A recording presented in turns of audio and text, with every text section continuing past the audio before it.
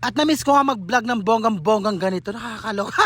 Pero bago ang lahat, hello Philippines and hello world. Another day, another vlog. Kahit na araw-araw pagod na pagod ang ganda ko, kailangan kong mag-vlog para may mapanood kayo. At meron nga 10 followers ko na nag-aabag ng vlog ko. At tinatanong nga sa akin kung mag-vlog ako ngayon. Eh ang sagot ko naman ay meron. At shoutout nga po pala sa mga nakakakita sa akin sa labas. Yung mga bumabati sa akin, kabugir. Kahit na nasa sasakyan kayo. Abay kahit papaano masayang masaya ang puso ko. Kahit na mailan-ilan kayo, kilala nyo akong nagbablog. Sa mga nakakakita sa akin sa labas, okay lang magpa-picture kayo sa akin. Charot. Feeling ang akla. Sa mga sumusuporta sa amin ng aking anak, maraming salamat po sa inyo. At sobra ko nga na-appreciate yun. Nung nakaraang linggo nga, akala ko mawawala ang aking page. Nakakaloka. Na-disabled nga yung profile ko, nakakaloka. Pagkatapos nga nadama itong page ko. Kaya pansin nyo, isang araw akong hindi nag-vlog. Diyos ko Lord, 128 days nga daw ako mawawala, nakakaloka. Eh kung nagkataon sa August pa ako makakabalik sa page. Abay sobra ko kayo mamimiss, hindi pwede yon. Pagkatapos wala na akong kita, nakakaloka. Inalala ko nga bigla yung pambili ko ng bagoong, nakakaloka. At salamat sa Diyos, mabuti na nga lang at naayos ko. At bumalik nga after 24 hours, nakakaloka. Kaya nga sobra ako nagdadasalong araw na yun. Sa awa ng Panginoong may kapal, Diyos ko Lord, na ayos din. At ayun nga, at dumako na ulit tayo dito.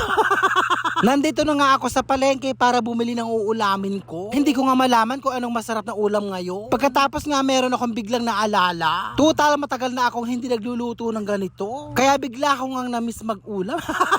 At heto nga at bibili ako ng bangus. Huling kain ko neto na nasa lupaw pa ako. Pagkatapos si kuya naman tinatanong ko ilang hiwa. Total mag-isa lang naman ako. Sabi ko nga pwede bang 2 hiwa lang? Kaya heto nga 4 na hiwa ang ginawa ni kuya. 2 kainan ang mangyayari. Sa isang kainan ko 2 piraso. Para nga hindi ako nabibiti. Napakahirap kaya mabitin sa ulam, di ba?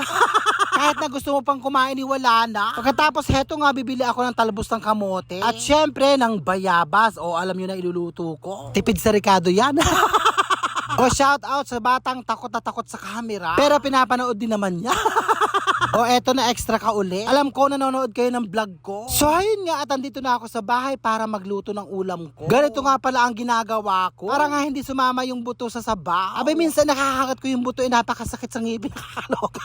At heto naman yung talbos ng kamote. So ganito nga yung ginagawa ko, pinipiyot-piyot ko. Para nga lumabas yung katas para may ihalo sa tubig. Nung okay na nga, ilalagay ko na ang bango. Pagkatapos tatakpan hanggang maluto. Nung okay na nga, ilalagay ko na ang talbos ng kamote. Tatakpan ulit hanggang sa kumulo. So heto na nga at kumukulo na, malapit na siyang maluto. Nakakaguto. Heto nga tinikman ko, napakasarap, nakakaloka. O kain na tayo. Hanggang sa muli, I love you all and I thank you.